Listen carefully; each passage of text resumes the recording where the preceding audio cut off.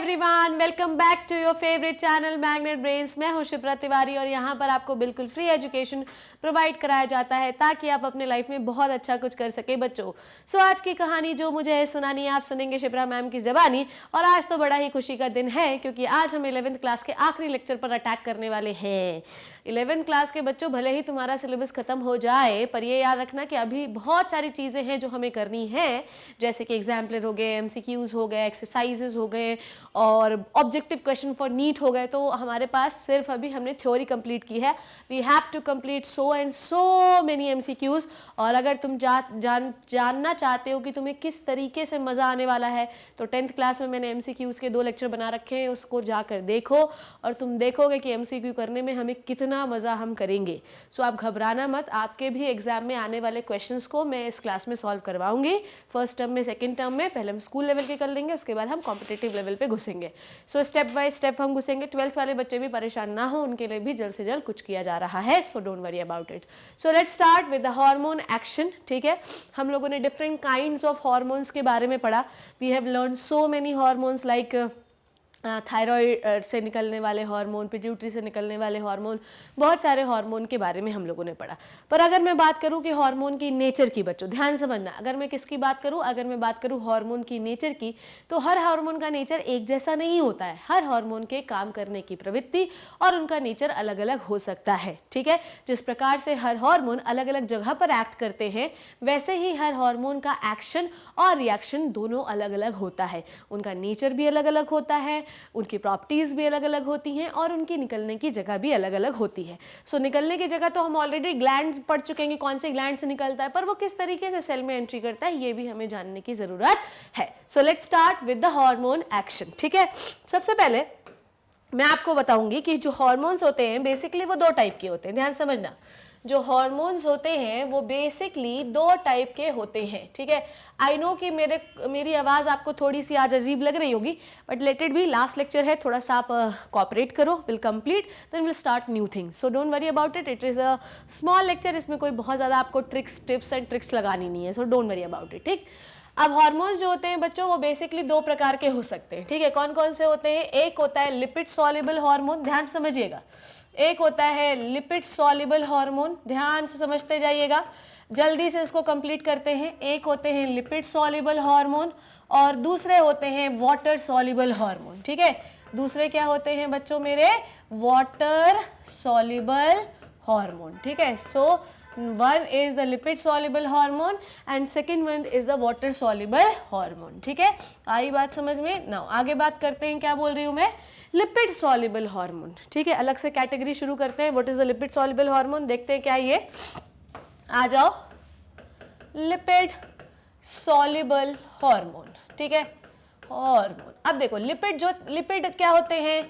we have learned so many types of lipid, derived lipid, conjugated lipid, simple lipid, बहुत सारे type के lipid हम लोगों ने ऑलरेडी बायोमोलिक्यूल में कंप्लीट कर रखे हैं। सो उसके लिए आपको टेंशन लेने की जरूरत बिल्कुल भी नहीं है। So we have learn so many types of lipid. ठीक है, पर यहाँ पर मैं आपको उन हार्मोन्स के बारे में बताऊंगी जो लिपिड सॉल्युबल होते हैं। मतलब कोई भी हार्मोन जो लिपिड नेचर का होगा वही लिपिड में सॉल्युबल होगा कि नहीं होगा। जैसे कि पानी में घुल जाए कोई बहुत नई बात नहीं है, तेल में घुल जाए कोई नई बात नहीं है। तो हम, अच्छा, तेल वाले को पानी में घोल पाना इज रियली वेरी डिफिकल्ट। तो लिपिड सॉल्युबल के अंदर हम कौन से हार्मोन्स पढ़ेंगे? जो लिपिड में सॉल्युबल होते हैं, जैसे तेल में ही तेल को मिला देना। तो ऐसे हार्मोन हमें बताने हैं जो लिपिड में सॉल्युबल होते हैं। ठीक है, अब लिपिड में मतलब तेल में सॉल्युबल होते हैं। We have learn so many types of lipid. ठीक है, अब आपको एक बात समझनी है, हर लिपिड के, ध्यान से समझना, हर लिपिड का जो डेरिवेटिव होता है वो कौन होता है? लिपिड सॉल्युबल हार्मोन का डेरिवेटिव कौन है? ठीक है, कौन है? तू थी, मैं थी। ठीक है, रसोड़े में कौन था? सो डेरिवेटिव जो होता है लिपिड सॉल्युबल हार्मोन का वो हमेशा होता है मेरे बच्चों कोलेस्ट्रॉल। ठीक है, देखो ये भूत जो, ये अभी इसका भूत उतरा नहीं है इस बोर्ड का। सो इसका जो वो होता है डेरिवेटिव होता है लिपिड सॉल्युबल हार्मोन का, वो हमेशा कौन होता है? कोलेस्ट्रॉल होता है। अब अगर मैं कोलेस्ट्रॉल का एक छोटा सा डायग्राम बनाऊं, ठीक है, ऊपर पंखा चलता था, नीचे बेबी सोती थी। ठीक है, आपने ये कहावत सुनी है? ठीक, ये देखिए, ये होता है आपका एक normal ring of the cholesterol. समझ में आ गई इतनी बात? अब बेटा ये कोलेस्ट्रॉल की रिंग में तुम चेंज करते जाओगे तो तुमको अलग अलग टाइप के हार्मोन्स मिलते जाएंगे, ये अलग अलग टाइप के फैट्स मिलते जाएंगे। और अगर कोई हार्मोन फैट नेचर का हार्मोन है, ध्यान समझना, अगर कोई हार्मोन फैट नेचर का हार्मोन है तो उसे हम क्या कह सकते हैं, स्टीरॉयड हार्मोन। क्या कह सकते हैं बच्चों, स्टीरॉयड हार्मोन। ठीक है, एनी हार्मोन, यहाँ पे लिखूंगी मैं any hormone having fat nature called as steroid। अब बच्चों ये जो स्टीरॉयड होता है, ध्यान समझना, ये जो भी स्टीरॉयड है, ध्यान समझो, ये जो भी स्टीरॉयड है ये एक्चुअली कोलेस्ट्रॉल के ही डेरिवेटिव होते हैं। समझ आ गई बात। So we have two kinds of hormone, one is steroid hormone या lipid soluble hormone and one is water soluble hormone. ठीक है, तो लिपिड सॉल्युबल हार्मोन में मैंने आपको क्या बताया कि किसी भी प्रकार के लिपिड सॉल्युबल हार्मोन के बारे में हम बात कर रहे हैं तो वो हमेशा कैसा होगा, वो हमेशा होगा फैट में सॉल्युबल। ठीक है, ओके। और अगर हम वाटर सॉल्युबल की बात कर रहे हैं तो वाटर में सॉल्युबल होगा। अब आइए देखते हैं, देखो किसी भी हार्मोन के अंदर, ध्यान से समझो, किसी भी हार्मोन के अंदर अगर आपको ये वर्ड्स दिखाई दें तो ये आपको मानना है कि आपका जो हार्मोन है उसका नेचर स्टीरॉयड है। जैसे स्टीरॉल, स्टीरॉन, स्टीरॉयड, ठीक है, स्टीरॉयड, ओके, स्टीरॉन, ओके। तो अगर आपको ये शब्द दिखाई दे रहे हैं, it means to say that कि जो हार्मोन है वो कैसा है, लिपिड है। ठीक है, जैसे कि अच्छा देखते हैं, सबसे पहले क्या है, मेल हार्मोन। ठीक है, ध्यान से समझो, मेल हार्मोन कौन सा हम लोग पढ़ते हैं, टेस्टिस से कौन सा हार्मोन निकलता है, टेस्टिस से हार्मोन निकलता है टेस्टोस्टेरॉन। कौन सा हार्मोन निकलता है बच्चों, टेस्टोस्टेरॉन, नाम आ रहा है स्टीरॉन। ठीक है, स्टीरॉन वर्ड आ रहा है। ठीक है, फीमेल का भी एक हार्मोन है, फीमेल हार्मोन। ठीक है, फीमेल हार्मोन क्या है बच्चों, प्रोजेस्टेरॉन। ठीक है, क्या है, प्रोजेस्टेरॉन। ठीक, प्रोजेस्टेरॉन। ठीक है, स्टीरॉन दिख रहा है। ऐसे ही एक हार्मोन है ईस्ट्रोजन, ईस्ट्रोजन। अब ध्यान से सुनो मेरी बात, क्या बोल रही हूँ। मैंने तुम लोगों को एड्रिनल ग्लैंड के बारे में पढ़ाया था, याद है आप लोगों को कि सब भूल गए, सब साफ हो गया। एड्रिनल ग्लैंड में मैंने आपको क्या पढ़ाया था, एड्रिनल ग्लैंड में मैडम आपने 3 लेयर्स पढ़ाई थी हम लोगों को। चलिए 3 लेयर पहले ड्रॉ कर लेते हैं। 3 लेयर्स हम लोगों मैंने आपको पढ़ाई थी। ओके, देखते हैं कौन कौन सी लेयर्स हैं ये। ओके, ठीक है, सो this is the 3 layers. Okay, now अब ये कौन सी लेयर होती है, GFR से याद करना था आपको, ग्लोमेरुलोसा, ग्लोमेरुलोसा। ठीक है, फेसिक्यूलेटा, ठीक है, फेसिक्यूलाटा। ठीक, और अंदर हम लोगों ने क्या पढ़ा था भैया, रेटिक्यूलरिस, रेटिक्यूलरिस। अब ये देखिए, ठीक, इस रेटिक्यूलरिस लेयर से हम लोगों ने हार्मोन पढ़े थे एंड्रोजन्स। ठीक है, क्या पढ़े थे, एंड्रोजन्स, एंड्रोजन्स। ठीक है, पढ़े थे कि नहीं पढ़े थे। ये भी कैसे नेचर के होते हैं, स्टीरॉयड नेचर के। कैसे होते हैं बच्चों, स्टीरॉयड नेचर के। और साथ ही साथ एड्रिनल ग्लैंड में हम लोगों ने क्या पढ़ा था बच्चों, एड्रिनल ग्लैंड में हम लोगों ने पढ़ा था कॉर्टिसोल के बारे में। किसके बारे में पढ़ा था, कॉर्टिसोल के बारे में। ये भी कैसा होता है, स्टीरॉयड नेचर का होता है। ठीक है, तो corticosterone, corticosteroid, cortisol, estrogen, progesterone, testosterone, androgens, they all are steroid hormones. ठीक है, अब स्टीरॉयड हार्मोन में आगे बढ़ते हैं, ध्यान से देखो। स्टीरॉयड हार्मोन में, ठीक है, लिपिड सॉल्युबल हार्मोन में मैं आपको कुछ हार्मोन्स बताती हूँ। लिपिड सॉल्युबल हार्मोन, ठीक है, लिपिड सॉल्युबल हार्मोन में हम कुछ हार्मोन्स के बारे में बात करेंगे। ठीक है, आइए देखते हैं। याद करो बच्चों थायराइड हार्मोन के बारे में, थायराइड हार्मोन। ठीक है, थायराइड हार्मोन को हम और क्या कह सकते हैं, बोलेंगे थायराइड हार्मोन को और क्या कहते हैं भैया, तो थायराइड हार्मोन को हम कहते हैं T3 या T4। ठीक है, या अगर हम स्पेसिफाई इसके बारे में नहीं बात कर रहे तो हम लोग इसको क्या कह सकते हैं बच्चों, आयोडोथायरोनिन। क्या कह सकते हैं, आयोडोथायरोनिन कह सकते हैं, आयोडोथायरोनिन। अब ये जो आयोडोथायरोनिन होता है ये किसका डेरिवेटिव है, बताइए मुझे, ये किसका डेरिवेटिव है। ठीक है, this is the derivative of tyrosine amino acid. पढ़ाया था मैंने आपको, ये टायरोसिन नाम के अमाइनो एसिड का डेरिवेटिव होता है कि नहीं होता? कैसे बनाते हैं वो देखिए, आ जाइए। चलो सबसे पहले हम लोग एक रिंग बना लें, कोई टेंशन नहीं, रिंग बना ली आपने, ठीक है। उसके बाद इसे जोड़ लीजिए किससे? CH3 C डबल बॉन्ड क्यों लगा दिया? COOH NH3 और H, ठीक है। अब ये किसका फॉर्मूला है बच्चों? This is the structure of tyrosine, ठीक है। ये किसका स्ट्रक्चर है बच्चों? भैया मेरे टायरोसिन का, ठीक है। अब ओके, ठीक। अब ये बोल रहा है आइडोथायरोनिन, अब ये टायरोसिन है। आइडोथायरोनिन कब बनेगा?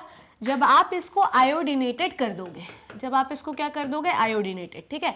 अब सिंगल यूनिट से नहीं बनेगा आपका आइडोथायरोनिन, पर अगर आप इसके मल्टीपल यूनिट्स जोड़ते जाओगे तो आपको आइडोथायरोनिन मिल जाएगा। इसको हम थायरोक्सिन भी कह सकते हैं, ठीक है।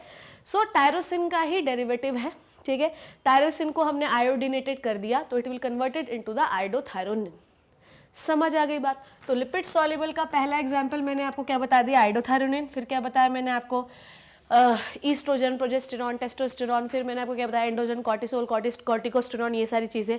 आइडोथायरोनिन भी बता दिया मैंने। अब मैं मूव कर रही हूँ वाटर सॉल्युबल में। किस में मूव कर रही हूँ मेरे बच्चों? वाटर सॉल्युबल में, ठीक है। वाटर सॉल्युबल हार्मोन्स क्या होते हैं वो देखिए, ठीक है। वाटर सॉल्युबल हार्मोन के अंदर हम पढ़ते हैं एग्जाम्पल अमाइन हार्मोन्स का। किसका पढ़ते हैं? अमाइन हार्मोन्स का। समझ आई बात? क्या समझा आपने? जिस भी चीज़ के आगे स्टेरॉल, स्टेरॉन, स्टेरॉइड, स्टेरॉन जुड़ा होगा तो वो फैट नेचर, स्टेरॉइड नेचर का हार्मोन है। आइडोथायरोनिन ये टायरोसिन डेरिवेटिव है और ये भी एक लिपिड सॉल्युबल हार्मोन है। एमाइन, जितने भी एमाइन हार्मोन्स होते हैं वो सारे कैसे होते हैं बच्चों? वो सारे वाटर सॉल्युबल होते हैं, पानी में घुलनशील होते हैं, ठीक है। ये भी टायरोसिन के डेरिवेटिव हैं। अरे यार मैम ये क्या बोल रही हो आप? ये क्या बोल रही हो आप? अभी तो आपने हमको ये बताया कि ये टायरोसिन डेरिवेटिव होता है और ये फैट सॉल्युबल हो रहा है। अब आप हमको ये कह रही हो कि ये टायरोसिन डेरिवेटिव होता है और पानी में सॉल्युबल होता है। मेरे लल्ला तुमने क्या देखा यहाँ पर? कि तुमने आयोडीन लगा दिया है। देखा ना, तुमने क्या देखा? कि तुमने आयोडीन लगा दिया है। यहाँ पर तुम कहीं भी आयोडीन नहीं लगाओगे, यहाँ पर क्या करोगे वो देखो। ये भी होते हैं टायरोसिन डेरिवेटिव, ठीक है। और यहाँ पर आपको करना पड़ता है डी कार्बोक्सिलेशन। यहाँ पर आपको क्या करना पड़ता है मेरे बच्चों? डी कार्बोक्सिलेशन, ठीक है। क्या करना पड़ता है? D carboxylation. आइए अब आगे बात करते हैं कैसे करेंगे, क्या कहानी है। चलो इसके लिए what you have to do, make the tyrosine ring, ठीक है। बना लो टायरोसिन रिंग। बना लिया आपने टायरोसिन रिंग, ठीक है। CCH3, ठीक है। No no no no no, ऐसा नहीं है। टिंग टिंग टिंग। CH3 COOH NH2 और H, ठीक है। ये हो गया आपका स्ट्रक्चर। H और लगाना है।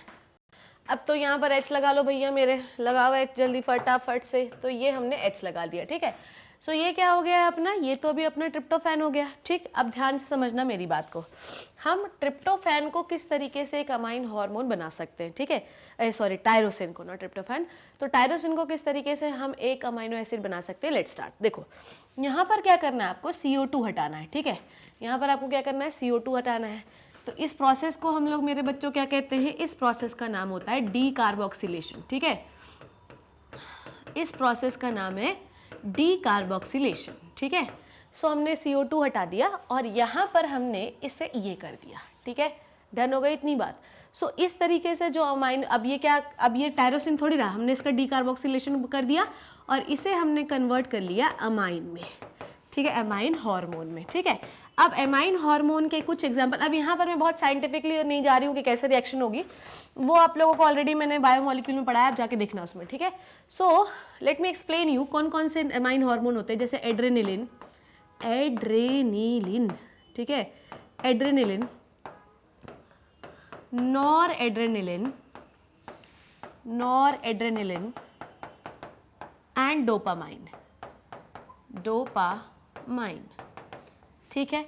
ये तीन होते हैं अमाइन हार्मोन्स, ठीक है। अब ध्यान से समझो, यहाँ पर ध्यान से देखना मेरी बात क्या बोल रही हूँ मैं। यहाँ पर अगर मैं OH लगा दूँ, ध्यान समझना, यहाँ पर अगर मैं OH लगा दूँ इस रिंग में, तो इस रिंग, ये तो है अमाइन हार्मोन ही, पर इस रिंग का एक स्पेसिफिक नाम होगा बच्चों, और इस रिंग को हम कहते हैं कैटेकोल रिंग। क्या कहते हैं? कैटेकोल रिंग, ठीक है। इसीलिए इन तीनों हार्मोन्स को हम कहते हैं कैटेकोलामाइन। क्या कहते हैं भैया मेरे? कैटेकोलामाइन। समझ आ गई बात? क्या बोला मैंने? अमाइन हार्मोन्स जो होते हैं ये भी टायरोसिन डेरिवेटिव होते हैं। लिपिड हार्मोन ये भी टायरोसिन डेरिवेटिव होते हैं। आइडोथायरोनिन को हमने लिपिड डेरिवेटिव हार्मोन्स में पढ़ा, ठीक है, जिसमें हमने पढ़ा कि टायरोसिन की वजह से ही जो आपके T3 और T4 बनते हैं, ठीक है। जब हम टायरोसिन का आयोडिनेशन कर देते हैं तब थायरोक्सिन के T3 T4 बनते, थायरोक्सिन बनता है, ठीक है। T4 इज थायरोक्सिन, ठीक। अब ध्यान से समझना, अगर मैं बात करूं टायरोसिन की, ठीक है, तो टायरोसिन में हम और मॉडिफिकेशन अगर करें तो हम अमाइन हार्मोन्स भी बना सकते हैं। अगर हम टायरोसिन में CO2 निकाल दें, मतलब डीकार्बोक्सिलेशन कर दें, तो हमें विभिन्न प्रकार के एमाइन हार्मोन्स मिल सकते हैं, जैसे कि एड्रेनलिन, नॉर एड्रेनलिन, डोपामाइन, ये सारी चीज़ें। अगर हम टायरोसिन में यहाँ पर एक OH लगा दें, ठीक है, यहाँ पर लगाओगे तो रीसोर्सिनॉल बन जाएगा, यहाँ पर क्या बन जाता है? कैटेकोल रिंग, ठीक है, कैटेकोलामाइन कहते हैं इसको हम लोग। तो ये जो रिंग होती है अभी टोटली डिफरेंट हो गई, और इन तीनों हार्मोन्स जो होते हैं उनमें यहाँ पर एक OH एक्स्ट्रा होता है, इसलिए इन तीनों हार्मोन्स को हम कैटेकोलामाइन कहते हैं, ठीक है। एड्रेनलिन, नॉर एड्रेनलिन, ये दोनों मेडुलरी हार्मोन होते हैं, एड्रिनल मेडुला से निकलने वाले हार्मोन होते हैं, बॉडी में फ्लाइट, फाइट और फियर का रिस्पॉन्स देने का काम करते हैं। डोपामीन जो होता है वो बॉडी में रिलैक्सेंट का काम करता है, ठीक है। आई बात समझ में? नाउ आगे बढ़ती हूँ मैं, और अब मैं आपको क्या बताना चाहती हूँ? अब मैं आपको एक और हार्मोन बताना चाहती हूँ, विच इज द, देखो ध्यान से, अब मैं एक और हार्मोन बताना चाहती हूँ। एमाइन का ही हार्मोन चल रहा है अभी हमारा, ठीक है, हमारा एमाइन हार्मोन ही चल रहा है, ठीक है। सो अब हम बात कर रहे हैं एमाइन हार्मोन में आगे के बारे में, ठीक है। हमेशा याद रखो कि किसी भी हार्मोन के बारे में आप बात कर रहे हो तो प्रिकर्सर पता होना चाहिए। जैसे हर स्टेरॉयड हार्मोन का प्रिकर्सर कोलेस्ट्रॉल रिंग ही होती है, ठीक है। समझ में आई बात? जैसे हमने आइडोथायरोनिन पढ़ा तो उसका प्रिकर्सर टायरोसिन था। एमाइन हार्मोन में हमने एड्रेनलिन, नॉर एड्रेनलिन पढ़ा तो हमने इसमें क्या पढ़ा? डोपामिन पढ़ा तो उसमें हमने कैटेकोल रिंग डेरिवेटिव पढ़ी, ठीक है। ऐसे ही हार्मोन होते हैं जैसे हिस्टामाइन, ठीक है। हिस्टामाइन जो होता है ये बॉडी डिफेंस सिस्टम में काम करता है। इसका कौन सा अमाइनो एसिड होता है प्रिकर्सर? हिस्टिडीन, ठीक है। कौन होता है बच्चों? हिस्टिडीन। समझ आ गई बात? ऐसे ही बहुत सारी, जैसे एक और होता है, मैं बताना चाहती हूँ, सेरोटोनिन, ठीक है। वन इज सेरोटोनिन, ठीक है। सेरोटोनिन और हिस्टामाइन दोनों ऑपोजिटली वर्क करते हैं। इसका जो प्रिकर्सर होता है वो होता है ट्रिप्टोफैन, ट्रिप्टोफैन, ठीक है। सो ये दोनों क्या हैं बच्चों? ये दोनों अमाइनो एसिड हैं। ये दोनों क्या है मेरे बच्चों? अमाइनो एसिड हैं, ठीक है। सो आपने क्या क्या देखा? टायरोसिन किसका था, ट्रिप्टोफैन किसका, हिस्टिडीन किसका, ऐसे बहुत सारे हार्मोन आप और बना सकते हो, ठीक है। अब आगे बढ़ते हैं, मैं क्या बोल रही हूँ ध्यान से समझना। अब हम ये तो हमने स्टेरॉइड हार्मोन पढ़ लिया, एमाइन हार्मोन पढ़ लिया। अब मैं आपको पेप्टाइड हार्मोन्स के बारे में बताती हूँ। चलिए देखते हैं पेप्टाइड हार्मोन्स। पेप्टाइड या प्रोटीन हार्मोन्स, पर इसके पहले आपको थोड़ी सी थ्योरी पढ़ा देती हूँ। चलो देखते हैं, आ जाओ आ जाओ आ जाओ। क्या बोला मैंने? Let's start. देखो, सो हार्मोन एक्शन हम लोग पढ़ने वाले हैं। आई डोंट नो कि ये क्यों लगा हुआ है न्यूरॉन का, पर ठीक है, आइए देखते हैं। Okay, chemical nature of hormone, यहाँ पर एक टेबल बनी हुई है, इस टेबल को समझने की कोशिश करना थोड़ा सा, ठीक है। थायराइड ग्लैंड, ठीक है, सबसे पहले हम नेचर देखते हैं क्या है। थायराइड हार्मोन आइडोथायरोनिन जो होता है, ध्यान से समझना, आइडोथायरोनिन जो होते हैं ये किस नेचर के होते हैं? स्टेरॉइड नेचर के होते हैं, ठीक है। मैंने आपको बताया एड्रिनल मेडुला से epinephrine, nor epinephrine, adrenaline, nor adrenaline हम लोगों ने पढ़ा, वो amino acid amine group derivative थे, ठीक है। तो ये देखो एपिनेफ्रिन, नॉर एपिनेफ्रिन का अमाइनो एसिड डेरिवेटिव, ठीक है। पर इसका याद रखना कि ये स्टेरॉइड नेचर का होता है, थायरोक्सिन, ठीक है। Now okay okay okay okay okay, नहीं एक्चुअली ये भी अमाइनो एसिड डेरिवेटिव ही हैं, पर ये कैसे होते हैं? लिपिड सॉल्युबल होते हैं, ओके। ना आगे बात करते हैं, क्या बोल रही हूँ मैं? अच्छा, एक चीज़ और याद रखना कि जो एड्रिनल कॉर्टेक्स के जितने हार्मोन निकलते हैं, चाहे ग्लूकोज कॉर्टिकॉइड्स, चाहे एल्डोस्टेरॉन, चाहे कुछ भी हो, वो सारे स्टेरॉइड नेचर के होते हैं, ठीक है। तो यहाँ पर हम लोगों ने क्या पढ़ा कि थायराइड ग्लैंड थायरोक्सिन निकालते हैं, आइडोथायरोनिन किस नेचर का होता है? लिपिड नेचर का होता है, और ये लिपिड सॉल्युबल होता है, सॉरी लिपिड सॉल्युबल होता है, ठीक है। और ये किसका डेरिवेटिव है? टायरोसिन का डेरिवेटिव है, इसलिए इसको अमाइनो एसिड डेरिवेटिव मान लिया गया। पर है ये कैसा? Lipid soluble. ये कैसे होते हैं? ये होते हैं वाटर सॉल्युबल, ठीक है। और ये भी अमाइनो एसिड डेरिवेटिव होते हैं। अब हम लोग बात कर रहे हैं एक अगली कैटेगरी ऑफ हार्मोन्स के बारे में, जो कि है प्रोटीन और पेप्टाइड। देखो, पेप्टाइड क्या होता है वो ध्यान से देख लो पहले। Peptide is made up of short chain amino acid, ठीक है, it is made up of short chain amino acid, ठीक है, शॉर्ट चेन अमाइनो एसिड से बना होता है, ठीक है। मतलब मैं बात करूं कि अगर लेस देन, ठीक है, लेस देन 50 अमाइनो एसिड है, ठीक है, लेस देन 50 अमाइनो एसिड्स हैं तो आपका क्या बनेगा, पेप्टाइड हार्मोन, ठीक है।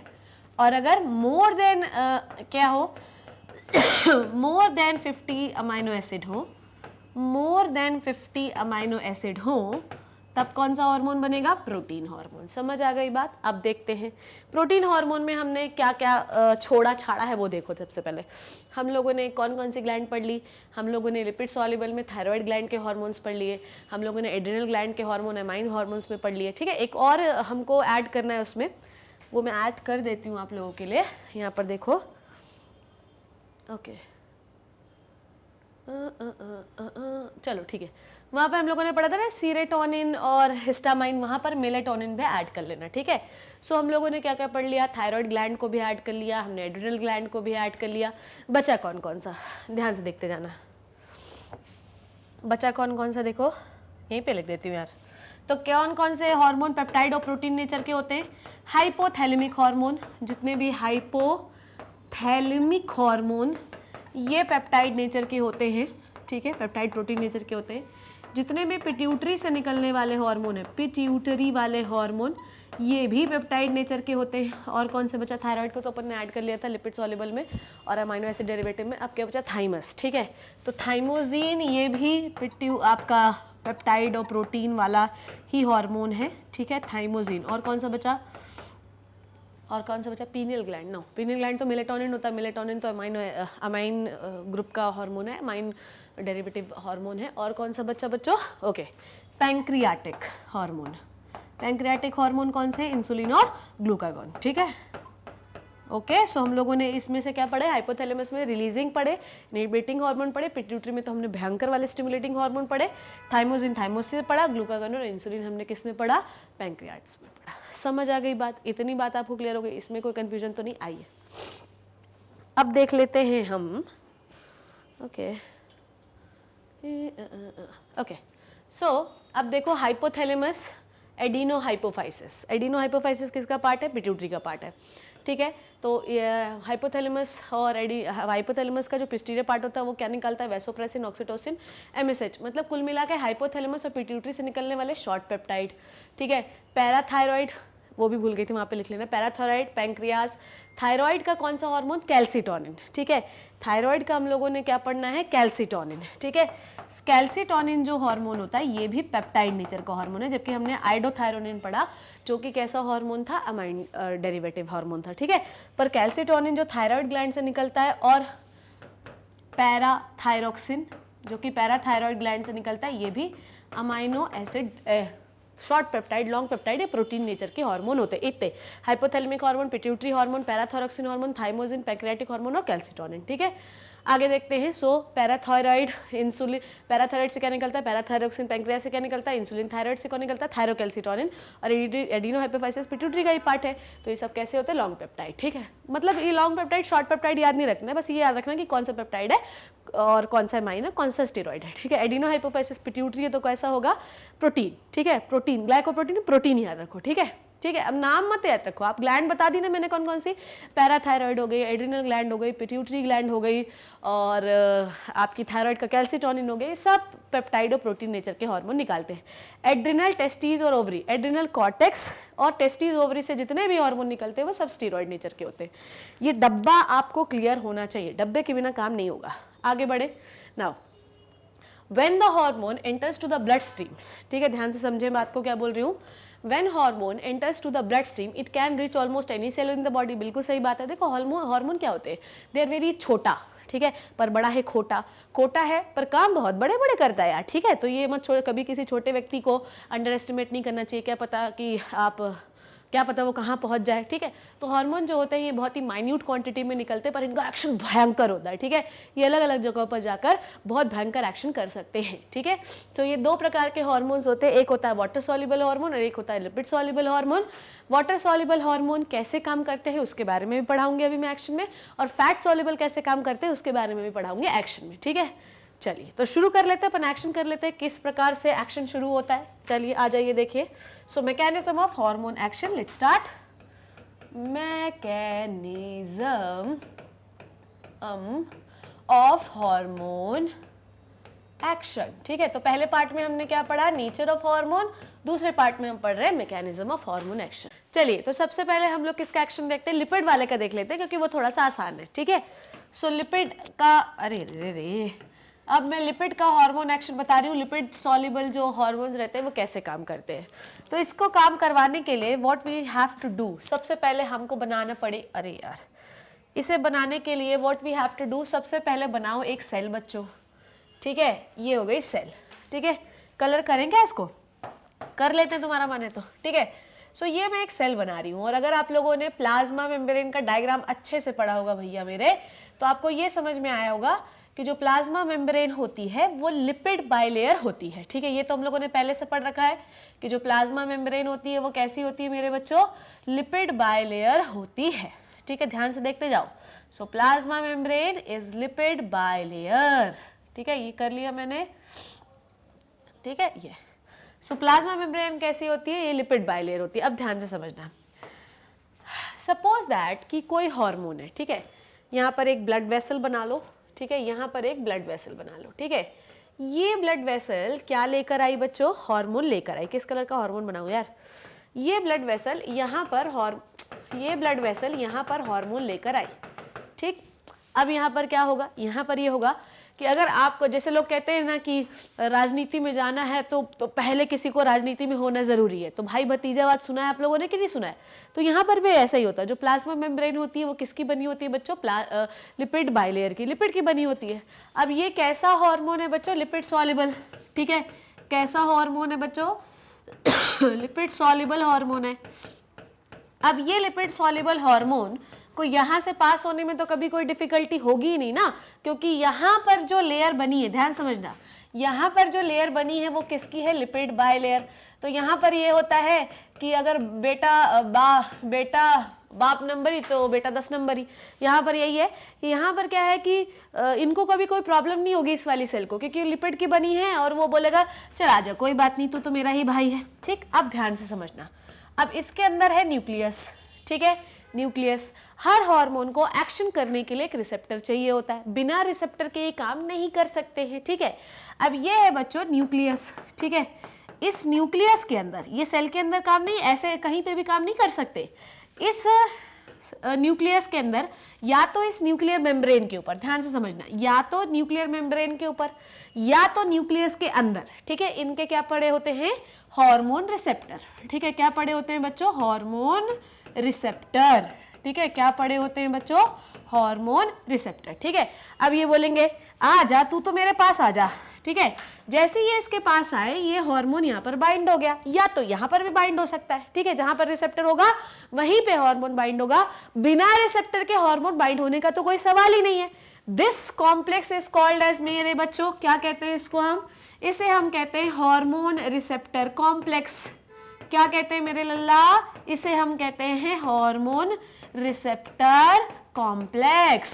क्या कहा हम लोगों ने इसे, हार्मोन रिसेप्टर कॉम्प्लेक्स कहा। जैसे ही हार्मोन रिसेप्टर कॉम्प्लेक्स बनेगा मेरे लल्ला, ध्यान समझना, यहां पर क्या पड़ा होता है, किस कलर का बनाऊं यार, यहां पर आपके न्यूक्लियस के अंदर क्या पड़ा होता है बच्चों, डीएनए। न्यूक्लियस के अंदर क्या पड़ा होता है, डीएनए पड़ा होता है। आई डोंट थिंक सो कि ये बताने की मुझे जरूरत है। जैसे ही हार्मोन रिसेप्टर कॉम्प्लेक्स बना, वैसे ही अब इस हार्मोन को कुछ चेंजेस करने हैं, ठीक है। ये हार्मोन चेंजेस कैसे करेगा, ठीक है। हो सकता है कि ये डीएनए के किसी स्पेशल सेगमेंट को इनिशिएट कर दे, ठीक है। डीएनए के स्पेशल सेगमेंट को हम क्या कहते हैं, जीन कहते हैं। हो सकता है कि ये जीन को एक्टिवेट कर दे, पर्टिकुलर, पूरे डीएनए को एक्टिवेट ना करे पर किसी पर्टिकुलर, देखो हार्मोन का काम क्या होता है, ठीक है। हार्मोन का काम क्या होता है, किसी भी चीज को काम करवाना, एक्टिवेट करवाना या इनिबिट करवाना। तो किसी भी चीज को एक्टिवेट हम कब कैसे कर सकते हैं, जब हम उसके लिए पर्टिकुलर प्रोटीन बना ले, ठीक है। किसी भी चीज को हम इनिबिट कैसे कर सकते हैं, जब उसके लिए पर्टिकुलर प्रोटीन बना ले। सो बेसिकली बॉडी में प्रोटीन बनना is very very very very necessary, क्योंकि बॉडी में जितना भी एक्सप्रेशन होता है वो प्रोटीन के माध्यम से ही होता है। और प्रोटीन हमेशा कौन बताता है, डीएनए बनाता है। जैसे बताती हूँ अगर ब्लड में ग्लूकोज बढ़ जाए, अगर ब्लड में ग्लूकोज बढ़ जाए तो क्या होता है, जब ब्लड में ग्लूकोज बढ़ जाता है तो इंसुलिन नाम का एक हार्मोन निकलता है जो कि लीवर के पास जाता है और वो GLUT4 नाम के चैनल को एक्टिवेट करता है। इसका मतलब ये कि इंसुलिन हार्मोन की वजह से हमारे लिवर की सेल्स पे एक चैनल बनना शुरू हो गया जो कि GLUT4 चैनल था और वो प्रोटीन का चैनल था। तो बेटा ऐसा है कि जब आपका इंसुलिन नाम का हार्मोन लीवर के सेल के अंदर घुसा तो क्या हुआ, तो उसने क्या किया, उसने प्रोटीन बनाना शुरू किया। प्रोटीन की वजह से जो ग्लूकोज था वो लीवर की सेल्स के अंदर जाना स्टोर हो गया। सो ये क्या होता है, हार्मोन क्या करते हैं, हार्मोन की वजह से कोई भी प्रोटीन बन सकता है या बिगड़ सकता है। यहाँ पर क्या हुआ कि जैसे ही हार्मोन रिसेप्टर कॉम्प्लेक्स बना वैसे ही जो डीएनए का स्पेशल सेगमेंट है वो क्या हो गया, एक्टिवेट हो गया। जैसे ही डीएनए का special segment, it is also called as gene, special segment of DNA is called as gene, ये जीन एक्टिवेट हो गया, ठीक है। और ये क्या बनाएगा बच्चों, फिर एमआरएनए जिसको हम कहते हैं मैसेंजर आरएनए, और इसमें ये मैसेंजर आरएनए कहां पर आ जाएगा, यहां पर आ जाएगा, और फिर ये मैसेंजर आरएनए इस सेल पे क्या बना देगा, प्रोटीन बना देगा। अब इस प्रोटीन से आपकी सेल क्या करेगी बच्चों, एक्सप्रेस करेगी, ठीक है। इस प्रोटीन की वजह से आपके सेल में क्या शुरू हो जाएगा, एक्सप्रेशन शुरू हो जाएगा। सो सेल जो होती है वो विशेष प्रकार का प्रोटीन कब बनाती है, under the influence of hormone. समझ में आई बात। पर यहाँ पर लिपिड सॉल्युबल हार्मोन के लिए सबसे अच्छी बात ये होती है कि लिपिड सॉल्युबल हार्मोन को कभी भी बहुत ज्यादा मेहनत करने की जरूरत नहीं होती है। Lipid soluble hormone directly cell के अंदर घुस जाते हैं और उनके रिसेप्टर या तो न्यूक्लियर मेम्ब्रेन में प्रेजेंट होते हैं या तो न्यूक्लियस के अंदर प्रेजेंट होते हैं। जैसे ही वो रिसेप्टर पे बाइंड करते हैं वैसे ही एक्शन शुरू हो जाता है और एक्शन के फलस्वरूप we make lots and lots of protein. आपका हार्मोन जो है वो इनिबिटरी एक्शन का हो सकता है, एक्टिवेटरी एक्शन का हो सकता है, डिपेंड करता है कि हम कौन सा प्रोटीन बना रहे हैं, क्योंकि बॉडी में प्रोटीन का बहुत बड़ा रोल है। शरीर में जो भी प्रक्रियाएं होती हैं वो प्रोटीन के बनने या बिगड़ने से होती हैं, ठीक है। इतनी बात में मेरे बच्चों को कोई डाउट तो नहीं। सो this is all about the Which type of hormone action? Lipid soluble hormone action. इतनी बात क्लियर हो गई सबको। आओ अब हम लोग सेकेंड वाले हार्मोन का एक्शन पढ़ रहे हैं, which is the water soluble, ठीक है। अभी क्या रहा था, अभी भाई भतीजा वाद चल रहा था तो कोई टेंशन ही नहीं थी, ठीक है। अब हम पढ़ रहे हैं वाटर सॉल्युबल हार्मोन का एक्शन, ठीक है। देखो क्या लिख रही हूं मैं, ठीक है। वाटर सॉल्युबल हार्मोन का एक्शन, चलो देखते हैं क्या है। वाटर सॉल्युबल हार्मोन एक्शन कैसे काम करता है। जितना सिंपल ये था ना उतना सिंपल ये नहीं है। समझ में आ गई बात। जितना सिंपल ये दिख रहा था आपको लिपिड सॉल्युबल, उतना सिंपल ये नहीं है। इसकी कहानी बिल्कुल अलग है। चलो देखते हैं क्या होता है। सबसे पहले what we have to do, we have to make a cell. अरे रे रे रे, ठीक है। तो सबसे पहले हमें क्या, सबसे पहले हमें क्या बनाना पड़ेगा, एक सेल बनानी। इस बोर्ड को ना कभी कभी लगता है, चलो अब शायद, okay now I am successful. चलो अब हमको फिर से एक सेल बनाना है। पहली वाली सेल में हम लोगों ने देखा कि भाई भतीजावाद के चक्कर में अपन फंस गए थे। उसमें क्या हो रहा था, भाई भतीजावाद का मतलब मैंने आपको क्या सिखाया कि लिपिड है तो लिपिड को अंदर आने देगा, कोई टेंशन नहीं है। प्रॉब्लम किसके साथ होती है हमेशा, प्रॉब्लम हमेशा होती है वाटर सॉल्युबल हार्मोन के एक्शन में। समझ में आई बात। वाटर सॉल्युबल हार्मोन का एक्शन थोड़ा सा अलग होता है, ठीक है। कैसा होता है वो देखेंगे अभी। वाटर सॉल्युबल जो होते हैं वो बड़े ही मुश्किल से आ पाते हैं सेल के अंदर, ठीक है। और उनका एक्शन साइटोप्लाज्म में ही होता है। समझ में आई बात। उनका एक्शन कहाँ होता है, साइटोप्लाज्म में ही होता है, ठीक है। इसके लिए मैं आपके लिए डायग्राम भी लेके आई हूँ। चलिए वो डायग्राम देख, चलो देखो पहले मैं पढ़ाई देती हूँ। चलो देखो, तो वाटर सॉल्युबल जो वाइटामिन रहते हैं, हार्मोन्स रहते हैं, उनका एंट्री कर पाना इज रियली वेरी डिफिकल्ट। होता क्या है कि सेल में इस प्रकार से क्या पड़े होते हैं, हार्मोन रिसेप्टर्स, ठीक है। हार्मोन रिसेप्टर्स पड़े होते हैं, ठीक है। नाउ यहाँ पर ये क्या है, आपकी ब्लड वेसल, ठीक है। ये क्या है, आपकी ब्लड वेसल। अब ये क्या है, ये तो पानी वाले हार्मोन है, तो पानी में सॉल्युबल है। और आपकी जो वो है, जो आपकी प्लाज्मा मेम्ब्रेन है, वो किसकी बनी हुई है, लिपिड की बनी हुई है, तो वो अंदर नहीं जाने दे रही है, ठीक है। तो क्या होगा, यहाँ पर पहले ये रिसेप्टर से बाइंड करेंगे, ठीक है, they will make what, they will make the hormone receptor complex, ठीक है, क्या बनाएंगे ये हार्मोन रिसेप्टर कॉम्प्लेक्स बनाएंगे, ठीक है, हार्मोन रिसेप्टर कॉम्प्लेक्स बनाएंगे, ये अंदर नहीं जा सकते। यहाँ पर हार्मोन किसकी तरह बिहेव कर रहा है, हार्मोन क्या है बच्चों, हार्मोन की वजह से ही बॉडी में रिस्पॉन्सेस जनरेट होते हैं जिसके प्रति बॉडी रिस्पॉन्स करती है। So hormone basically is what, hormone is a basically it is a type of messenger. जैसे मैं एक हार्मोन हूँ, अगर मुझे संजय भैया से कोई काम करवाना है तो मैं उन्हें जाके बताऊंगी ना, तब तो वो काम करना शुरू करेंगे, ठीक है। तो वो क्या करता है, जैसे आपने लिपिड सॉल्युबल में देखा कि हार्मोन गया और उसने डीएनए को बोला कि तुम तो ऐसा ऐसा काम करो, डीएनए ने प्रोटीन बनाना शुरू कर दिया, तो उसने डीएनए को बताया कि आपको ये वाला सेगमेंट एक्टिव करना है, ये वाला प्रोटीन बनाना है, ठीक है। यहाँ पर वो क्या करेगा, जैसे रिसेप्टर से बाइंड होगा हार्मोन रिसेप्टर कॉम्प्लेक्स बनेगा। यहाँ पर वो किसकी तरह बिहेव कर रहा है, यहाँ पर वो प्राइमरी मैसेंजर की तरह बिहेव कर रहा है, प्राइमरी मैसेंजर की तरह बिहेव कर रहा है, ठीक है। अब इसके जैसे हार्मोन रिसेप्टर कॉम्प्लेक्स बनेगा, अब ये अंदर तो जा नहीं पा रहा है पर ये मैसेज जनरेट करेगा। इसके मैसेज जनरेट करने के फलस्वरूप, इसके मैसेज जनरेट करने के फलस्वरूप इस मेम्ब्रेन के अंदर जनरेट होंगे कुछ सेकेंडरी मैसेंजर, ठीक है। मतलब ये बात है कि मैं तुझसे चुगली कर दूं, बाकी तू आगे काम कर लेना, ठीक है। तो इसने क्या किया, ये आया बाइंड हुआ, इसने रिसेप्टर को बताया ऐसे ऐसे काम है, और इन कॉम्प्लेक्स की वजह से सिग्नल जो है मेम्ब्रेन के इस तरफ जनरेट हुआ, और ये मेम्ब्रेन के इस तरफ इसने क्या जनरेट कर लिया भैया, सेकेंडरी मैसेंजर, ठीक है। क्या जनरेट कर लिया, मैसेंजर की स्पेलिंग देख लेना, सेकेंडरी मैसेंजर जनरेट कर लिया। सेकेंडरी मैसेंजर, अब यहाँ पे न्यूक्लियस बना लेता है, ठीक है। सेकेंडरी, अब ये न्यूक्लियस के अंदर नहीं जाएगा सेकेंडरी मैसेंजर। सेकेंडरी मैसेंजर के फलस्वरूप ध्यान से देखना, यहाँ पर पड़े होते हैं कुछ इनएक्टिव प्रोटीन्स, ठीक है, आपके साइटोप्लाज्म में। अब ये होता बहुत लंबा इवेंट है, पढ़ेंगे उसके बारे में भी, पढ़ेंगे नहीं पर जरूरत नहीं आपको। यहाँ पर पड़े होते हैं कुछ इनएक्टिव प्रोटीन जिसे ये सेकेंडरी मैसेंजर एक्टिव कर देता है, ठीक है। क्या बना देता है, एक्टिव प्रोटीन बना देता है, ठीक है। समझ में आई बात, क्या बना देता है, एक्टिव प्रोटीन, और फिर एक्शन शुरू हो जाता है, एक्शन स्टार्टेड। समझ आ गई बात। अब we have numerous type of secondary messenger बच्चों, ठीक है।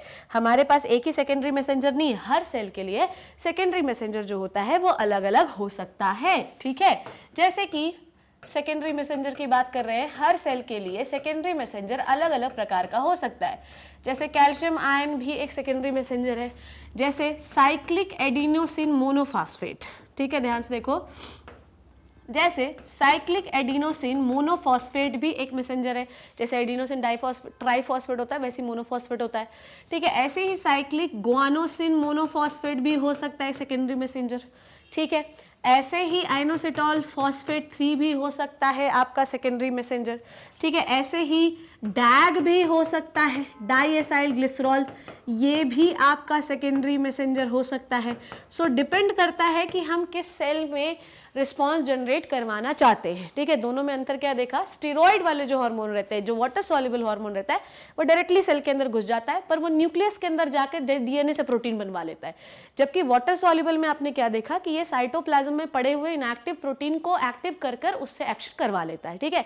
ज्यादा कॉम्प्लेक्स एक्शन किसका है, वाटर सॉल्युबल का है, क्योंकि वाटर सॉल्युबल जो होता है पहले वो बाइंड करता है, फिर मेम्ब्रेन एक्टिव होती है, फिर मेम्ब्रेन सेकेंडरी मैसेंजर जनरेट करती है, फिर सेकेंडरी मैसेंजर जाता है, फिर वो सारे काम करता है। सो वाटर सॉल्युबल का एक्शन जो होता है वो कंपैरेटिवली थोड़ा टफ होता है, ठीक है। डन हो गया है अपना काम। चलिए देख लेते हैं क्या कह रहा है ये आपकी थ्योरी।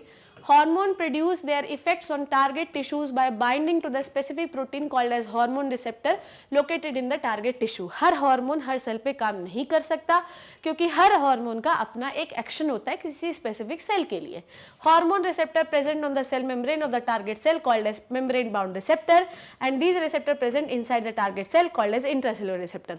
तो अगर सेल मेम्ब्रेन पे है तो it is membrane bound receptor, अगर न्यूक्लियर मेम्ब्रेन पे बाउंड है तो इट इज इंट्रासेलुलर रिसेप्टर, ठीक है। सो लुक एट दिस, यहाँ पर क्या है, यहाँ पर इंट्रासेलुलर रिसेप्टर, दिस इज ये किस, अगर इंट्रासेलुलर रिसेप्टर पे बाइंड हो रहा है तो ये कौन सा हार्मोन है, स्टेरॉइड हार्मोन है, ठीक है। डायरेक्ट डीएनए पे जाके एक्शन कर रहा है। आगे देखें, mostly nuclear receptor present in the nucleus, binding of a hormone to the receptor lead to the formation of hormone receptor complex, ये बना हार्मोन रिसेप्टर कॉम्प्लेक्स। तो क्या हुआ, स्टीरॉयड हार्मोन जो होते हैं वो इंट्रासेलुलर रिसेप्टर पे बाइंड करते हैं, वाटर सॉल्युबल हार्मोन जो है मेम्ब्रेन बाउंड रिसेप्टर पे काम करते हैं। सो देखो स्टीरॉयड हार्मोन आया अंदर घुसा, रिसेप्टर अंदर पड़ा हुआ था, उससे बाइंड किया, ये हार्मोन रिसेप्टर कॉम्प्लेक्स जो अंदर घुसा डीएनए पे जाकर प्रोटीन बनवाना शुरू किया। Each receptor is specific to one hormone only, hence receptor are specific. Hormone receptor complex formation leads to the certain biochemical changes on the target tissue. Biochemical changes मतलब protein बनाना, target tissues metabolism, hence the physiological function regulated by the hormone. ठीक, protein बनेगा तो action होगा, this is called as physiological function. आगे बढ़े, so ये हुआ वाटर लिपिड सॉल्युबल का एक्शन। वाटर सॉल्युबल देखते हैं, hormone do not enter the target cell but generate secondary messenger. ये अंदर नहीं होते बट मेम्ब्रेन की इस तरफ क्या जनरेट कर देते हैं, secondary messenger. So look at this cyclic guanosine monophosphate, ठीक है, जिसकी वजह से लुक एट दिस, ये हो गया ना साइक्लिक एडिनोसिन मोनोफॉस्फेट, सॉरी ये इवेंट्स आपको याद नहीं करना है, बस बाइंड हुआ, सेकेंडरी मैसेंजर जनरेट हुआ। सेकेंडरी मैसेंजर कौन कौन से हो सकते हैं, एएमपी, IP3, कैल्शियम, डैग, बहुत सारे, ठीक है। और ये फिर क्या करते हैं, इनएक्टिव प्रोटीन को एक्टिव करते हैं, ठीक है। Lipid soluble hormone which interact with the intracellular receptor steroid, iodothyronine mostly regulate the gene expression of the chromosome. So आप याद रखना कि वाटर सॉल्युबल जो होते हैं साइटोप्लाज्म में घूम घूम के इनएक्टिव प्रोटीन को एक्टिव करते हैं, पर लिपिड सॉल्युबल डीएनए के अंदर घुसकर उसको अल्टर कर देते हैं, फिर उससे प्रोटीन बनाने लगते हैं, ठीक है। Cumulative biochemical reaction result in the physiological and developmental effect. So look at this, receptor protein, ये गया डीएनए पे बाइंड हुआ, एमआरएनए बना, नया प्रोटीन बनकर बाहर निकला, ठीक है। आगे बढ़े, सो ये जो हार्मोन है, this is the water soluble action of hormone. Okay, सबसे पहले मैं आपको स्टेरॉइड की बात चल रही तो स्टेरॉइड एनसीईआरटी से बता देती हूँ, ठीक है। देखो ध्यान से क्या लिखा हुआ है, हार्मोन आया अंदर, रिसेप्टर था, हार्मोन रिसेप्टर कॉम्प्लेक्स बना, ये हार्मोन रिसेप्टर कॉम्प्लेक्स ने डीएनए के जीन को बोला चल एक्टिव हो जा पर्टिकुलर सेगमेंट को, और फिर वहाँ से प्रोटीन बना। प्रोटीन ने बहुत सारे चेंजेस लिया है, फिजियोलॉजिकल डेवलपमेंट, बहुत प्रोटीन की वजह से ही सारे चेंज होते हैं बॉडी में, चाहे वो फिजियोलॉजिकल हो मतलब वर्क करने वाले हो, चाहे डेवलपमेंटल हो मतलब दिखने वाले हो, ठीक है। जो स्किन का कलर होता है, सुंदरता होती है, कुछ भी है, सब प्रोटीन की वजह से ही, ठीक है। नाउ स्टेरॉइड वाला देखो, steroid FSH is steroid hormone, water soluble, sorry steroid नहीं, FSH पिट्यूटरी वाले हैं, तो पिट्यूटरी वाले तो सारे वाटर सॉल्युबल थे, ठीक है। सो प्रोटीन नेचर के होते हैं पिट्यूटरी वाले। रिसेप्टर था, रिसेप्टर की वजह से रिस्पॉन्स जनरेट हुआ, रिस्पॉन्स की जनरेट की वजह से साइक्लिक एडिनोसिन मोनोफॉस्फेट कैल्शियम हुआ, जिसकी वजह से इनएक्टिव प्रोटीन एक्टिव हुआ, ठीक है। फिजियोलॉजिकल रिस्पॉन्स का मतलब होता है प्रोटीन बना। अब प्रोटीन बहुत डिफरेंट टाइप्स के हो सकते हैं, जैसे कि टेस्टोस्टेरोन है, नहीं FSH ये मान लो, ठीक है। अब FSH क्या काम करता है, FSH जो होता है वो ओवा की ग्रोथ करवाता है, ठीक है। तो FSH कहाँ गया, FSH गया ओवरी की सेल के पास, सेल से बाइंड हुआ, जैसे सेल से बाइंड हुआ सेकेंडरी मैसेंजर जनरेट हुआ। सेकेंडरी मैसेंजर ने क्या किया, सेकेंडरी मैसेंजर ने वहाँ पर सेल डिवीजन को बढ़ा दिया, ठीक है। तो बहुत सारे रिस्पॉन्स शुरू कर दिए, ठीक है। डन हुई इतनी बात, ओके। नाउ अब आपकी आखिरी में एनसीईआरटी देख लेते हैं। सो आपको खुश होना चाहिए कि हम एक बहुत ही इंपॉर्टेंट पार्ट कर चुके हैं, ठीक है। So let's start with the NCERT, देखते हैं। Hormones produce their effects on the target tissues by binding to the proteins called as hormone receptor located in the target tissues only. Hormone receptor present in the cell membrane of the target cells are called as membrane bound receptor, and the receptor present inside the target cell is called as intracellular receptor, mostly in the nuclear receptors. तो water soluble किस पे काम करते हैं, membrane bound पे, और steroid किस पे काम करते हैं, nuclear membrane bound पे, ठीक है। Okay, binding of hormone to the receptor leads to the hormone receptor complex, ठीक है। आगे देखें, जब हार्मोन रिसेप्टर से बाइंड होता है तो it is called as hormone receptor complex. Each receptor is specific to one hormone only. हर रिसेप्टर, एक ही रिसेप्टर पे सारे हार्मोन नहीं, यहाँ पे कोई भौसा नहीं मचा हुआ है कि सब जो है भेड़ चाल चले जा रहे हैं, जिसको जहाँ मन करना है बाइंड होना है, ऐसा नहीं होता। हर रिसेप्टर के लिए पर्टिकुलर हार्मोन होता है। Hormone receptor complex formation lead to the some biochemical changes, bind होगा, एक्शन जनरेट होगा, सेकेंडरी मैसेंजर जनरेट होगा, जिसकी वजह से क्या बनेगा, नए प्रोटीन्स बनेंगे, एक्टिव होंगे प्रोटीन, जिससे बॉडी में रिस्पॉन्स होगा, सेल में रिस्पॉन्स होगा, ठीक है। Hence, physiological functions are generated and regulated by the hormones on the basis of their chemical nature. मतलब डिपेंड करता है कि हर हार्मोन का एक्शन अलग अलग होता है, तो डिपेंड करता है उसका नेचर कैसे। ये हम लोगों ने पहले पढ़ लिया। पेप्टाइड, पॉलीपेप्टाइड प्रोटीन कौन कौन से होते हैं, हाइपोथैलेमिक, पैराथायरॉइड, थाइमोजीन, और कौन से थे, कैल्सिटोनिन, और हाइपोथैलेमिक और पिट्यूटरी वाले, ठीक है। सो और pancreatic, insulin, glucagon, pituitary hormone, hypothalamus hormone, और बाकी सारे बताए।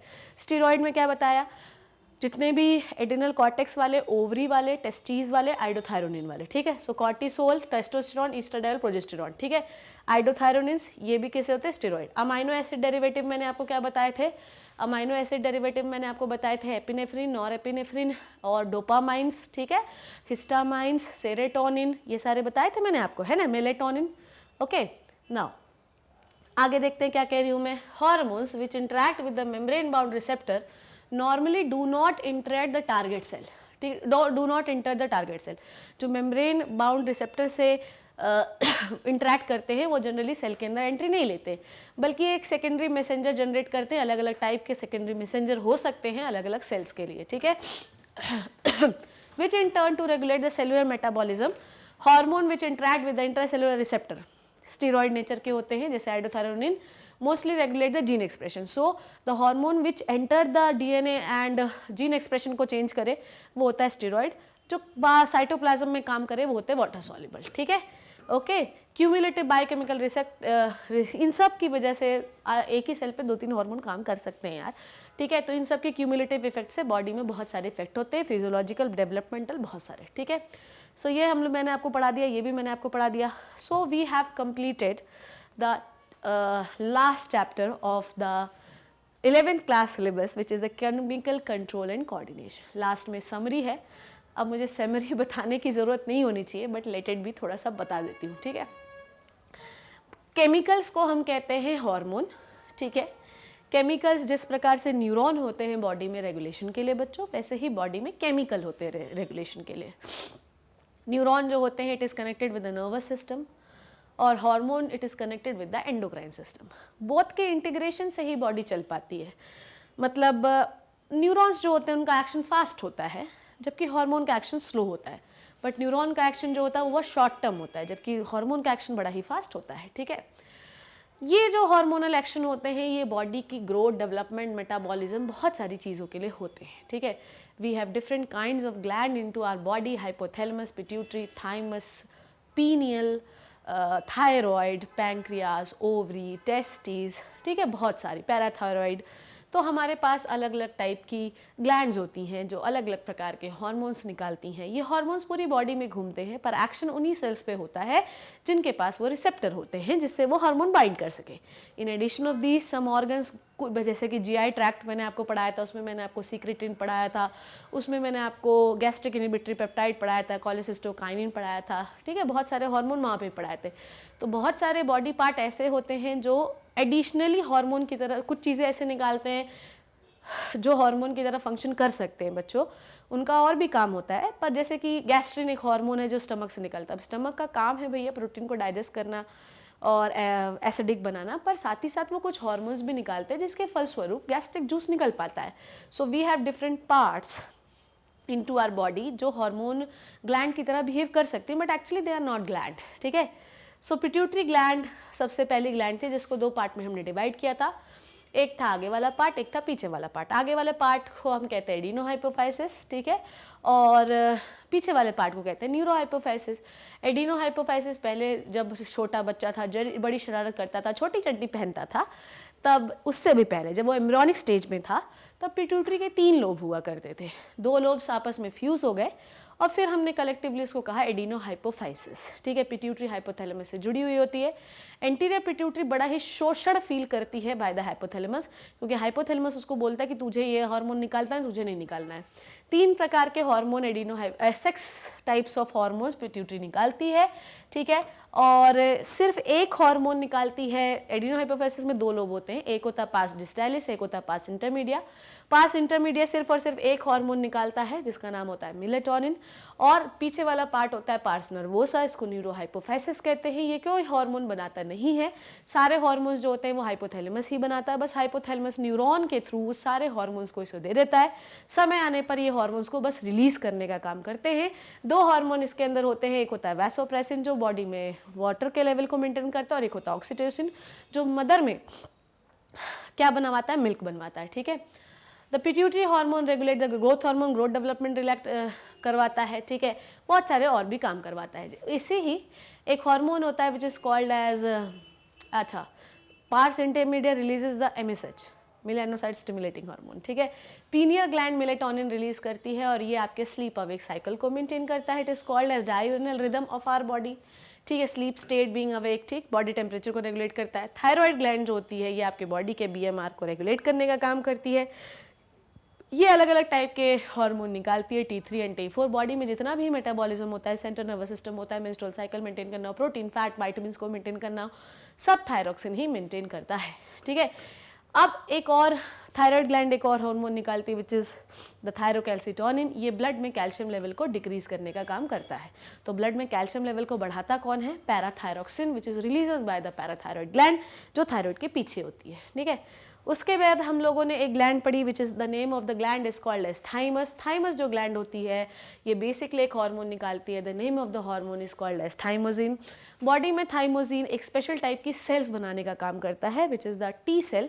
टी सेल्स की वजह से आपकी बॉडी में डिफेंस आता है, ठीक है। सो जैसे जैसे आप बूढ़े होते जाते हैं थाइमस का डेवलपमेंट कम होता जाता है, थाइमस छोटा होता जाता है और आपकी इम्यूनिटी डिक्रीज होती जाती है, ठीक है। ओके, नाउ उसके बाद एक एड्रिनल ग्लैंड थी। एड्रिनल ग्लैंड में हम लोगों ने एड्रिनल ग्लैंड के दो पार्ट होते हैं, एक होता है एड्रिनल कॉर्टेक्स, एक होता है एड्रिनल मेडुला। एड्रिनल कॉर्टेक्स के 3 हिस्से होते हैं, GFR, ठीक है, zona glomerulosa, zona fasciculata, zona reticularis, जो अलग अलग प्रकार के हॉर्मोन्स निकालते हैं, ठीक है। आई बात समझ में? और मेडुला से एक हार्मोन निकलता है which is called as adrenaline, nor adrenaline, epinephrine, nor epinephrine, कुछ भी कर सकते हैं, कह सकते हैं, ठीक है। ये क्या करता है? आपकी बॉडी में अलर्टनेस, बॉडी में फाइट और फियर का रिस्पांस देता है, ठीक है। रेट ऑफ रेस्पिरेशन भी कंट्रोल करता है। बॉडी में कुछ भी जब आपकी बॉडी डरी हुई है तो at that time you need more oxygen, more glucose breakdown, so ये सारी एक्टिविटीज ये करता है। एड्रिनल कॉर्टेक्स जो होता है वो रिलीज करता है ग्लूकोकॉर्टिकॉइड्स, जो बॉडी में ग्लूकोज लेवल को बढ़ाता है। मिनरलोकॉर्टिकॉइड जो बॉडी में मिनरल लेवल को बढ़ाता है, ठीक है। किसी भी तरीके से ग्लूकोकॉर्टिकॉइड्स, एड्रिनल कॉर्टेक्स से निकलने वाले हार्मोन ये जो होता है किसी भी तरीके से ग्लूकोज का लेवल बढ़ाता है। कुछ भी हो, प्रोटीन को ग्लूकोज बनाना, लिपिड को तोड़ के बनाना, कुछ भी करना हो, ये ग्लूकोज का लेवल बढ़ाएगा, ठीक है। साथ में इरिथ्रोपोइसिस भी करता है, RBC का लेवल बढ़ाता है। कार्डियोवैस्कुलर सिस्टम में भी काम है, ब्लड प्रेशर को भी बढ़ाता है, ग्लोमेरुलर फिल्टरेशन रेट इनहिबिट करता है, inflammatory reaction by suppressing immune response, ठीक है। बहुत सारे काम होते हैं ग्लूकोकॉर्टिकॉइड के। मिनरलोकॉर्टिकॉइड का काम क्या होता है? बॉडी में aldosterone is a type of mineralocorticoid जो बॉडी में वाटर इलेक्ट्रोलाइट को बैलेंस करता है, बढ़ाता है ब्लड में। उसके बाद पेंक्रियाज था। पेंक्रियाज में 2 हार्मोन थे, ग्लूकागन, इंसुलिन। ग्लूकागन बॉडी में शुगर लेवल को घटाता है, वो बोलता है कि भैया शुगर लेवल को बढ़ाता है। ग्लूकागन शुगर लेवल को बढ़ाता है, वो लीवर को बोलता है कि भैया जो ग्लाइकोजन स्टोर कर रखा है उसे निकाल के दो ताकि बॉडी में ग्लूकोज का लेवल बढ़ सके, ठीक है। ग्लूकागन को हम हाइपरग्लाइसीमिक हार्मोन कहते हैं क्योंकि ब्लड में शुगर का लेवल बढ़ाने का काम करता है। ऐसे दूसरा हार्मोन है इंसुलिन। इंसुलिन जो हार्मोन होता है बेसिकली ये आपके ब्लड में शुगर लेवल को घटाता है, ये लिवर में शुगर को स्टोर करवाता है और इसे हम हाइपोग्लाइसीमिक हार्मोन कहते हैं और ये ग्लाइकोजेनेसिस की प्रक्रिया को बढ़ा देता है। सो इंसुलिन की वजह से बॉडी या ब्लड में शुगर लेवल जो होता है वो क्या होता है? डिक्रीज हो जाता है। किस में? ब्लड में, ठीक है। फिर टेस्टिस जो होता है वो क्या निकालता है? टेस्टोस्टेरॉन। टेस्टोस्टेरॉन की वजह से स्पर्म बनते हैं, सेकेंडरी सेक्सुअल कैरेक्टरिस्टिक्स होते हैं। फीमेल में एक हार्मोन होता है, इस हार्मोन को हम कहते हैं ईस्ट्रोजन। ईस्ट्रोजन फीमेल में सेकेंडरी सेक्सुअल कैरेक्टरिस्टिक्स के रिस्पॉन्सिबल है। और एक हार्मोन होता है प्रोजेस्टेरॉन जो कि प्रेगनेंसी मेंटेन करने का काम करता है, ठीक है। उसके बाद प्रोजेस्टेरॉन मेमोरी ग्लैंड को भी एक्टिव करता है, ठीक है। उसके बाद क्या होता है? ANF पढ़ाया मैंने आपको। ANF क्या करता है? आपकी बॉडी में नाइट्रियूरेसिस को बढ़ा देता है और ब्लड प्रेशर को इंक्रीज कर देता है। किडनी जो होती है एरिथ्रोपोइटिन रिलीज करती है जो कि RBC प्रोडक्शन बढ़ा लेता है। GIC से गैस्ट्रोइंटेस्टिनल ट्रैक्ट में स्टमक से बताया मैंने गैस्ट्रिन जो गैस्ट्रिक जूस बनवाता है। सिक्रेटिन जो पैंक्रियाज के पैंक्रियाटिक जूस के नॉन एंजाइमेटिक पार्ट को एक्टिव करता है। कोलेसिस्टोकाइनिन गॉल ब्लैडर का कॉन्ट्रैक्शन कराता है ताकि बाइल स्मॉल इंटेस्टाइन में आ सके, ठीक है। और GIP जो स्टमक से निकल रहे गैस्ट्रिक जूस को इनहिबिट करवाता है, गैस्ट्रिन हार्मोन को इनहिबिट करवा देता है क्योंकि बेसिकली होता यह है कि अगर स्टमक से खाना ड्यूडेनम में आ गया है तो स्टमक को गैस्ट्रिक जूस निकालने की क्या जरूरत है? तो क्या निकलता है? GIP। कहाँ से? वॉल ऑफ ड्यूडेनम से, ठीक है। तो इस तरीके से हमारी सारी कहानी जो है वो ख़त्म हुई। सो दिस इज़ बच्चों मेरे, ठीक है। Actually today you feel little alteration on my voice, ठीक है, but I am here only to complete my syllabus as soon as possible. I know you people have little complain with me कि आप 12th वालों को नहीं पढ़ाती हो, ऐसा नहीं करती हो, वैसा नहीं करती हो। किसी एक समय पर कोई एक काम किया जाए तो बेटर होता है। अभी मैंने 10th क्लास के लेक्चर्स बनाए और मैं डेफिनेटली 11th एंड 12th वालों के लिए कुछ करूँगी, ठीक है। So I am here, I am little bit आपको अल्टरेशन आवाज़ में लग रहा होगा क्योंकि जब हम पूरे दिन बोलते हैं तो कभी कभी हम थक जाते हैं, बट इतना उसके बाद भी मैंने आपको पढ़ाया और मैंने बहुत बेहतरीन तरीके से पढ़ाया और इसी से ये क्वेश्चन आएंगे सेकेंडरी मैसेंजर वगैरह से, तो जो आने वाला वो ऑलरेडी मैंने पढ़ा दिया। आई होप कि जो कहानी मैंने आपको समझाई वो अच्छे से आपको समझ में आई और मैं ये उम्मीद कर रही हूँ कि पिछले 10 महीनों से जो मैं आपको पढ़ा रही हूँ वो सारा कुछ आपको समझ में आ रहा होगा, ठीक है। सो इस लास्ट लेक्चर को पढ़ने के बाद आप पूरे लेक्चर जो 400, 450, 500 जो भी लेक्चर हैं, अगर उसको पढ़ने में आपको कोई भी डिफिकल्टी होती है तो you can follow the website of magnet brains. वहाँ पर आपको सारे लेक्चर्स अरेंज मैनर में मिलेंगे जिसको देखकर आपको बहुत ही प्रसन्नता का एहसास होगा। इस प्रसन्नता के एहसास के साथ मैं आज का लेक्चर एंड करती हूँ और फिर एक नई क्लास के साथ मिलूंगी ताकि मैं आपको इतने ही एंथुजियाज्म के साथ पढ़ा सकूँ जितने एंथुजियाज्म से पिछले 10 महीनों से मैं पढ़ाती आ रही हूँ। So this is all about the mechanism of hormone action and the last chapter of 11th class. So take care, bye bye 11th class के बच्चों, मिलेंगे नेक्स्ट क्लास में। तब तक घर पे रहो, सेफ रहो, अपना ध्यान रखो। थैंक यू सो मच बच्चों एंड बाय।